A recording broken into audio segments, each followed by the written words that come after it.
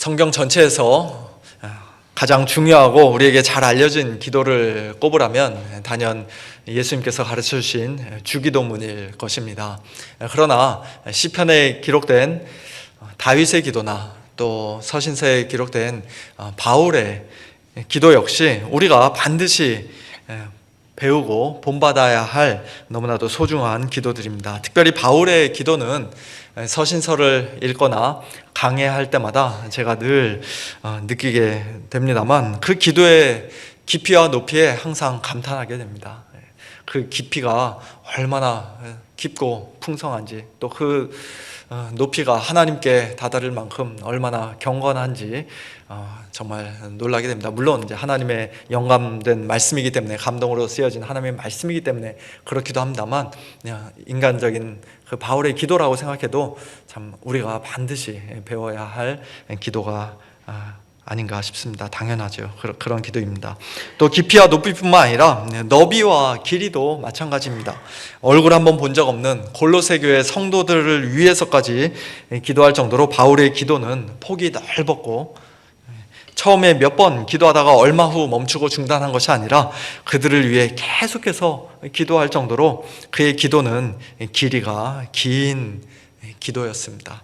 우리 그런 바울이 오늘 본문 9절에서 이렇게 말씀합니다.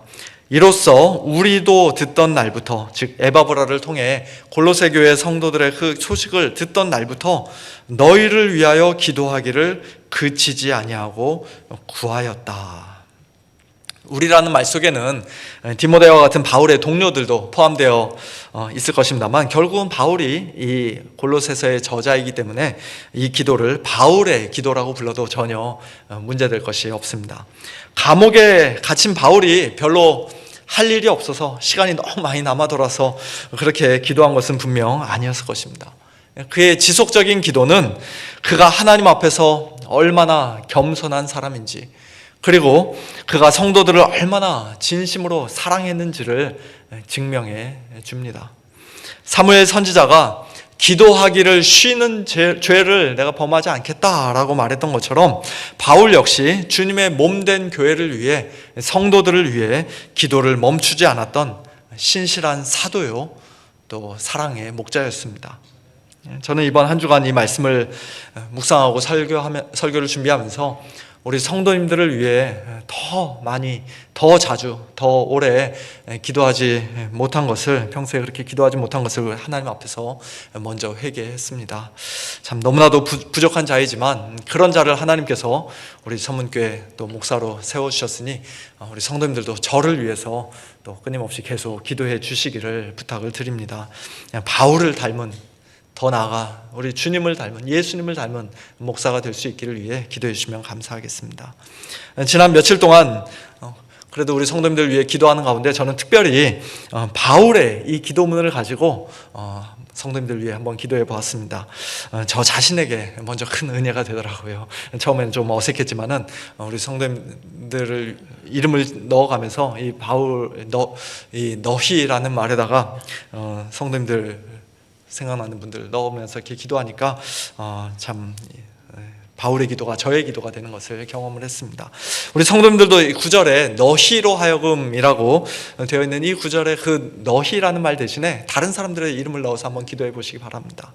앞으로 몇 달 동안 이제 매주 골로새서 말씀을 계속 살펴보는 가운데 바울의 이 기도문을 가지고 구역 식구들을 위해, 교회 또 리더들을 위해, 환우들을 위해, 그리고 가정에서 배우자와 자녀들을 위해 기도하다 보면 이 기도가 곧 하나님께서 기쁘게 받으시고 또 선하게 응답해 주시는 우리 모두의 진실하고 간절한 기도가 될 줄 믿습니다. 오늘 본문에 기록된 바울의 기도를 좀 더 바르게 이해하고 또 마음에 깊이 새기기 위해서는 먼저 그 구조를 좀 살펴볼 필요가 있습니다. 우리말 성경을 읽으면 여러 가지 내용의 기도가 길게 나열되어 있는 것처럼 보입니다만 사실은 전체 기도의 핵심이 여기서 딱 하나라는 사실을 우리가 원어 성경을 보면 알 수가 있습니다. 그것은 9절에 채우게 하시고 라고 번역된 말입니다. 채우게 하시고, 수동태로 쓰였기 때문에 채워지게 해주십시오 라고 기도하는 것입니다. 한마디로 바울은 이렇게 기도한 것입니다. 하나님, 성도들로 하여금 채워지게 하옵소서. 충만해지게 하옵소서. 충만이라는 단어는 사실 당시 골로새 교회를 위협하던 이단들이 즐겨 사용하던 표현이었습니다. 그들은 성도들에게 이렇게 말했습니다. 너희들이 예수님을 믿는 것만 가지고는 충분하지 않다. 부족하다. 무언가 다른 것들로 더 채워져야 한다. 우리들만 알고 있는 아주 심오하고 비밀스러운 지식이나 어떤 신비한 영적 체험이나 아니면 아주 철저한 금욕 등으로 채워져야 너희들이 비로소 온전히 충만해질 수 있다라고 그렇게 말하며 성도들을 미혹했습니다. 그러나 바울은 그런 것들이 아니라 하나님의 뜻을 아는 것으로, 하나님의 뜻을 아는 지식으로 성도들이 가득 채워지기를 기도한 것입니다. 이 지식은 예수 그리스도 안에서 우리를 구원하시는 하나님의 뜻을 알고 복음의 영광과 풍성함을 아는 그런 지식입니다. 또한 모든 신령한 지혜와 총명에 주어지는 지식, 즉 성령께서 주시는 영적인 지혜와 분별력을 가지고 하나님의 선하시고 기뻐하시고 온전하신 뜻이 무엇인지를 분별하는, 깨닫는 그런 경건한 지식입니다. 더 나아가 하나님의 그 뜻을 일상의 삶 속에서 구체적으로 어떻게 적용하고 어떻게 순종할 수 있는가를 아는, 적재적소에 적용할 수 있는 그와 같은 실천적인 지식입니다. 바울은 성도들이 바로 이 참된 지식으로 가득 채워지기를 기도했습니다.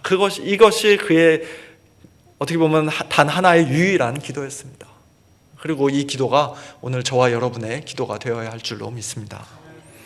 일찍이 하나님께서 솔로몬에게 소원을 말해보라고 하셨을 때 솔로몬이 부와 재물과 영광을 구하지 않고 지혜와 지식을 구해서 하나님을 크게 기쁘시게 해드렸던 것처럼 바울 역시도 지혜와 지식이 우리 성도들에게 얼마나 중요한지를 너무나도 잘 알고 있는 사람이었습니다. 그래서 그는 골로새서 오늘 본문에서뿐만 아니라 다른 교회에 보내는 편지들에서도 성도들로 하여금 알게 해달라, 지식으로 채워달라는 그런 기도를 여러 번 반복합니다. 에베소서 1장 하나님 아버지께서 지혜와 계시의 영을 너희에게 주사 하나님을 알게 하시고 너희 마음의 눈을 밝히사 그의 부르심의 소망이 무엇이며 성도 안에서 그 기업의 영광의 풍성함이 무엇이며 우리에게 베푸신 능력의 지극히 크심이 어떠한 것을 너희로 알게 하시기를 구하노라. 알게 해달라고 기도합니다. 또 에베소서 3장에서는 이렇게 기도합니다. 능히 모든 성도와 함께 지식에 넘치는 그리스도의 사랑을 알고 그 너비와 길이와 높이와 깊이가 어떠함을 깨달아 하나님의 모든 충만하신 것으로 너희에게 충만하게 하시기를 구하노라. 빌립보서 1장에서도 바울은 하나님께서 성도들의 사랑을 지식과 모든 총명으로 점점 더 풍성하게 하셔서 지극히 선한 것을 분별하는 자들이 되게 해달라고 기도합니다. 바울이 말하는 이 지식은 단순히 객관적인 정보를 더 많이 알고 머릿속에 더 많이 쌓아두는 그런 종류의 지식이 아닙니다. 사람을 교만하게 만드는 그저 이론적이고 사변적인 지식도 아닙니다. 이 지식은 성도들이 성령 안에서 말씀과 기도를 통해 하나님과 인격적이고 친밀한 교제를 나누는 가운데 하나님을 더 사랑하고 더 경외하고 더 즐거이 순종하게 되는 그런 살아있는 지식입니다. 영생은 유일하신 참 하나님과 그가 보내신 자 예수 그리스도를 아는 것이라고 예수님께서 분명히 말씀하셨던 것처럼 이 지식은 영원한 생명의 지식입니다. 그러므로 우리 역시 사도 바울처럼 다른 사람들을 위해 또 우리 자신을 위해서도 이 지식으로 충만하게 해달라고 하나님께 쉬지 말고 기도해야 할 것입니다. 왜 우리가 하나님의 뜻을 아는 지식으로 가득 채워져야 할까요? 성경 퀴즈 대회에서 1등하기 위해서가 아니죠. 다른 사람들 앞에서 우리의 지식을 막 높이 자랑하기 위해서도 아닙니다. 10절 앞부분에 그 답이 있는데요. 주께 합당하게 행하여 범사에 기쁘시게 하기 위해서입니다. 여기서 목적을 나타내는 동사는 행하다. 주 안에서 행하라고 할 때 그 행하다, 걸으라 하는 이 단어입니다. 행하기 위하여, 행하기 위하여. 어떻게 해요? 주께 합당하게. 그리고 그와 같은 행함의 삶이 주님을 범사에 기쁘시게 한다고 말씀합니다. 그렇습니다. 지식 충만의 목적은 오직 주께 합당하게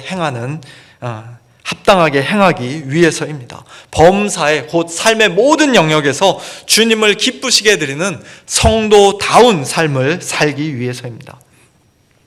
주께 합당하게 행하는 삶, 순종하는 삶으로 이어지지 않는 지식은 뭔가 크게 잘못된 것입니다. 바울은 계속해서 주께 합당하게 행하는 삶이 구체적으로 어떤 모습인지 이제 그 다음에 4개의 분사를 통해 설명하고 있습니다. 우리가 2주 전에 살펴보았던 골로새서 2장 6절과 7절 말씀과 매우 비슷한 구조이죠. 거기서도 주 안에서 행하라는 명령에 이어 주 안에서 행하는 삶이 무엇인지, 어떤 모습으로 나타나는지 4개의 분사를 사용해서 사도 바울이 말씀하셨는데요. 오늘 본문에서도 마찬가지입니다. 주 안에서 행한다는 게 과연 무엇인가? 어떤 모습으로 나타나는가? 10절부터 12절에 나타난 4가지 모습, 열매를 맺고 자라며 능하게 되고 또 감사하는 것은 우리가 스스로 이루어내고 완수해야 할 어떤 의무나 명령이라기보다는 하나님을 참되게 알고 주께 합당하게 행하는 성도들에게 하나님께서 주시는 약속이자 또 자연스럽게 맺히는 아름다운 열매들입니다. 그 4가지를 이 시간 하나씩 간단히 살펴보도록 하겠습니다. 첫째, 주께 합당하게 행하는 성도는 열매를 맺습니다. 그럴듯한 모조품이 아니라 생명이 있고 향기가 나는 참된 열매를 맺습니다. 자기 욕심을 채우는 죄악된 열매가 아니라 선한 열매를 맺습니다. 내가 비교적 자신 있어 하는 어느 한두 가지 선한 일에서만 열매를 맺는 것이 아니라 모든 선한 일에, 주님께서 기뻐하는 모든 선한 일에 열매를 맺습니다. 마침 오늘 하이델베르크 요리문답 공부에서는 이제 참된 선행이란 무엇인가에 대해 우리가 함께 살펴보게 될 텐데요. 세상 사람들도 일반적으로 다 할 수 있는 도덕적이고 사회적인 선행이 아니라 오직 성도들만 맺을 수 있는 참된 선행의 열매를 오늘 본문에서는 말씀하고 있는 것입니다. 이와 같은 열매가 우리 삶 가운데 풍성히 맺히고 있습니까? 예, 혹시 내 삶에는 그런 열매가 없는 것 같아 하면서 걱정하시는 분 계실지 모르겠는데요. 그렇죠? 우리 자신을 돌아보면 참 누가 과연 만족할 수 있겠습니까? 이 정도면 됐다, 이 정도면 충분하다라고 할 사람 아무도 없을 것입니다. 지금은 정말 열매가 있는가 없는가 싶을 정도로 혹 너무나도 미약하고 그 열매가 심히 작다 할지라도 우리가 그렇다고 낙심할 필요는 없습니다. 왜냐하면 포도나무 가지가 포도나무에 꼭 붙어 있기만 하면 반드시 열매를 맺게 되는 것처럼 우리가 포도나무이신 우리 주님께 이미 접붙임 바 된 자들이고 주님 안에 거하게 된 자들이기에 주님께 꼭 붙어있고 주님 안에서 행한다면 우리 삶 가운데는 주님께서 기뻐하시는 선한 열매들이 풍성히 맺혀지게 될 줄로 믿습니다. 둘째, 주께 합당하게 행하는 성도는 자라갑니다. 키가 자라는 것이 아니라 이제 우리의 키는 이제 멈췄습니다만 우리의 지식, 특별히 하나님을 아는 지식에 있어서는 우리가 계속해서 자라갑니다. 바울의 기도는 성도들이 하나님의 뜻을 아는 지식으로 충만해지게 해달라는 간구에서부터 출발했는데요. 그렇게 지식이 가득 채워지고 충만해지면 그들은 주님께서 기뻐하시는 합당한 삶을 살 수 있게 되고 모든 선한 일에 열매를 맺을 뿐만 아니라 하나님을 아는 지식 안에서 더욱더 자라가게 됩니다. 그 사이클을 보실 수 있겠습니까? 놀라운 선순환이 지금 일어나고 있는 것입니다. 하나님의 뜻을 알면 순종하게 되고, 순종하면 하나님을 더 깊이 경험하며 또 알게 됩니다. 지식의 충만이 순종을 낳고, 순종이 다시 지식의 성장으로 연결되는 것입니다. 반대로 하나님의 뜻을 모르면 순종할 수 없고 선한 열매를 맺을 수도 없으며, 결국에는 원래 있는 줄로 알았던 그 지식마저도 잃어버리게 됩니다. 예수님께서도 있는 자는 받겠고 없는 자는 그 있는 줄로 아는 것까지도 빼앗기리라고 경고하셨습니다. 그래서 어떻게 들을까? 스스로 삼가라, 조심해라, 그냥 듣기만 하고 멈추지 마라, 그런 식으로 말씀을 하신 것이죠. 사랑하는 성도 여러분, 참된 성도, 성숙한 성도는 하나님의 말씀을 듣는 데서, 귀로 듣는 데서, 또는 지식적으로 아는 데서 멈추는 사람이 아닙니다. 반드시 그 말씀대로 순종하고 주께 합당히 행하여 모든 선한 일의 열매를 맺고 하나님을 아는 지식 안에서 끊임없이 자라가는 사람입니다. 이와 같은 성장의 복이, 아름다운 선순환의 복이 저와 여러분 우리 모두에게 풍성히 넘치기를 간절히 소원합니다.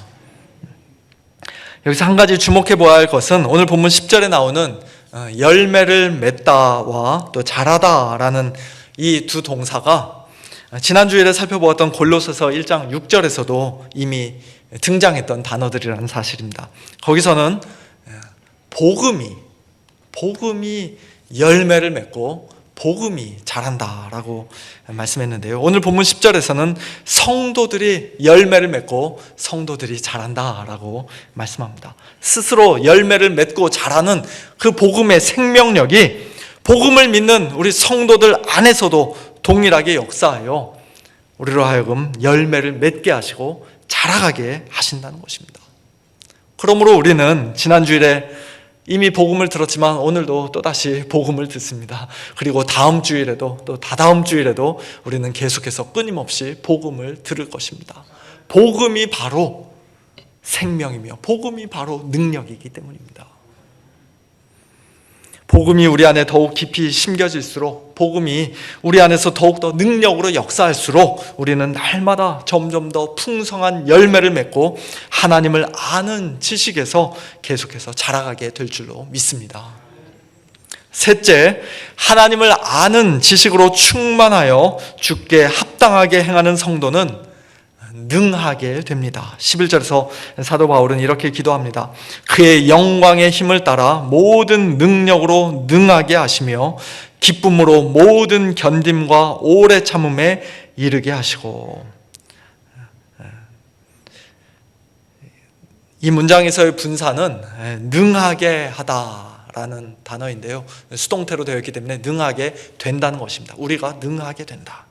즉 우리 스스로의 힘으로가 아니라 하나님께서 공급해 주시는 능력으로 우리가 강하게 된다는 것입니다.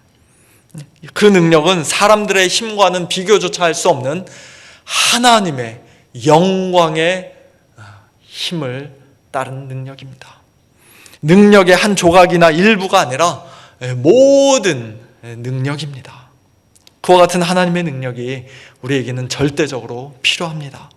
하나님의 뜻에 순종하고 주께 합당하게 행하기 위해서도 물론 필요합니다만, 오늘 본문 11절에서 바울은 특별히 모든 것을 견디고 오래 참기 위해 하나님의 그 능력이 필요하다고 말씀합니다. 여기서 견딤은 힘든 환경을 버티고 인내하는 것을 가리키는 말이고, 오래 참음은 까다로운 사람, 나를 힘들게 하는 사람을 오래 참고 용납해 주는 것을 가리키는 단어입니다.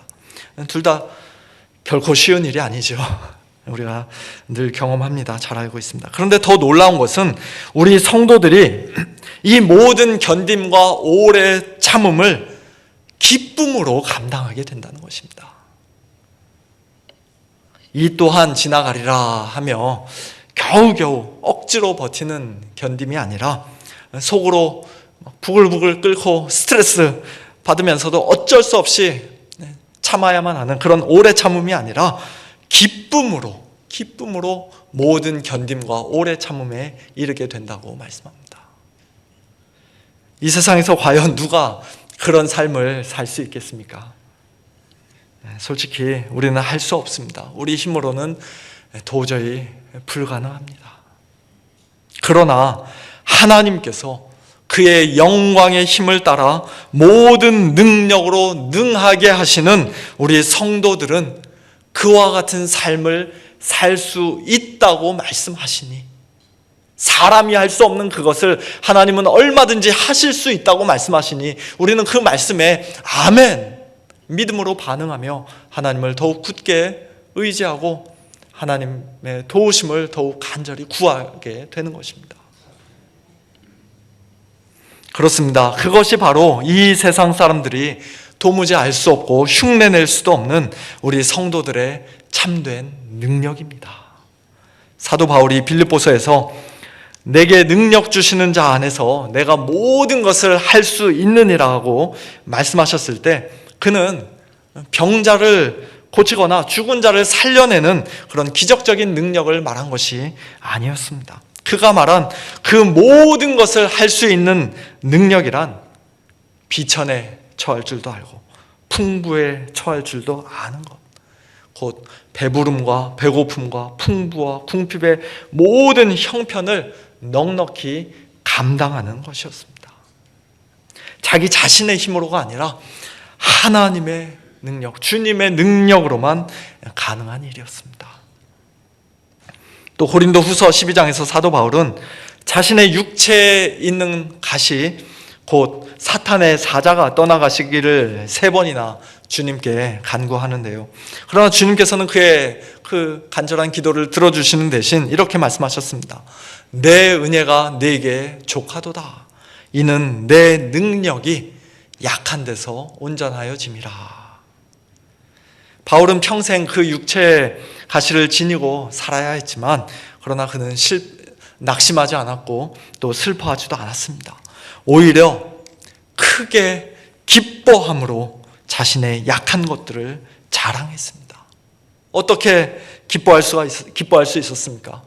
그리스도의 능력, 곧 모든 견딤과 오래 참음에 이르게 하시는 주님의 그 능력이 자기 위에 머무는 것이 그 가시가 사라져버리는 것보다 더 귀한 복이었기 때문입니다. 그래서 그는 그리스도를 위하여 약한 것들과 능력과 박해와 곤고를 기뻐한다고 담대히 말씀합니다. 자기가 약한 그때가 실제로는 주님의 능력으로 강한 때라고 고백합니다. 사랑하는 성도 여러분, 성도의 참된 능력은 이 세상에서의 성공이나 번영, 건강이나 부함으로 증명되는 것이 아닙니다. 잘 나갈 때는 누구나 다 능력 있는 사람처럼 보입니다. 오히려 약할 때, 고난받을 때, 병들었을 때, 실패하여 넘어졌을 때, 까닭없이 미움받고 중상모략을 당할 때, 믿었던 사람에게 배신당하고 배척당할 때, 그런 모든 상황에서도 완전히 무너지지 않고 이를 갈며 분노하거나 어떻게든 복수하려 하지 않고 하나님께서 공급해 주시는 능력과 또 주님께서 주시는 참된 기쁨으로 끝까지 견디며 오래 참는 사람, 그 사람이 참으로 강한 성도이며 예수님을 닮은 성숙한 성도인 줄 믿습니다. 그런 삶이 주께 합당하게 행하는 우리 성도들의 삶인 줄 믿습니다. 성도의 진짜 능력은 문제를 해결하고 고난을 없애는 힘이 아니라 고난 속에서도 기쁨으로 견디는 힘입니다. 억울하고 힘든 상황 속에서도 하나님께서 주시는 이 능력을 힘입어 기쁨으로 끝까지 견디고 오래 참으며 승리하는 복되고 성숙한 저와 여러분, 우리 모두가 될 수 있기를 예수님의 이름으로 축원합니다. 마지막 넷째, 성도의 삶은 감사로 완성됩니다. 바울이 드린 기도의 결론은 12절, 아버지께 감사하게 하시기를 원하노라 였습니다. 골로새서 2장 6절과 7절에서도 사도 바울은 주 안에서 행하라 하는 명령에 이어 성도의 삶에 나타나는 네 가지 모습을 말씀하면서 마지막 결론이자 절정으로서 감사함을 넘치게 하는 것에 대해 언급했는데요. 오늘 본문에 기록된 바울의 기도에서도 감사가 제일 마지막에 나옵니다. 고사성어 중에 활용점정이라는 말이 있죠. 용을 그린 뒤 마지막에 눈동자를 찍어 완성하자 그 용이 살아서 하늘로 올라갔다는 그런 이야기에서 유래한 말입니다. 저는 성도의 삶에서 감사가 바로 그 활용점정과 비슷하다고 생각합니다. 아무리 교회 오래 다녔어도, 아무리 직분을 가지고 있어도, 아무리 훈련 많이 받고, 아무리 많은 봉사를 했어도 감사가 없다면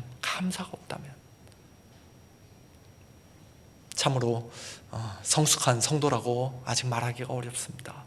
그것이 그분의 신앙의, 그것이 우리의 신앙의 수준이고 실력인 것입니다. 입만 열면 불평과 원망을 쏟아내는 사람, 하나님께 감사하며 찬양하기보다는 다른 사람들을 향해서 늘 손가락질하고 비난하고 험담하는 사람은 내가 정말로 하나님의 은혜를 아는 자인가 진지하게 돌아봐야 합니다. 오늘 본문에 기록된 바울의 기도 내용만 살펴봐도 하나님께 감사할 이유가 얼마나 많이 들어있습니까? 하나님께서는 독생자 예수 그리스도를 통해 우리를 구원해 주셨을 뿐만 아니라 성령 안에서 하나님의 뜻을 아는 지식으로 우리를 충만하게 채워주시는 분입니다. 우리로 하여금 주께 합당하게 행하는 삶, 주님을 기쁘시게 해드리는 그 가장 복된 삶 살아갈 수 있도록 날마다 은혜 주시는 분입니다. 우리가 모든 선한 일에 열매를 맺는 것도, 하나님을 아는 지식에서 계속 자라가는 것도, 또 기쁨으로 끝까지 견디며 오래 참는 그 능력을 공급받는 것도 모두 다 하나님의 은혜요 선물입니다. 그러니 우리가 어떻게 하나님께 감사하지 않을 수 있겠습니까? 특별히 12절에서는 하나님 아버지께서 우리로 하여금 빛 가운데서 성도의 기업의 부분을 얻기에 합당하게 하셨다라고 말씀하는데요. 그 역시 우리가 마땅히 하나님께 감사해야 할 크나큰 이유이며 너무나도 중요한 이유입니다. 12절 말씀은 다음 주일에 13절, 14절과 함께 좀 더 자세히 살펴볼 예정인데요.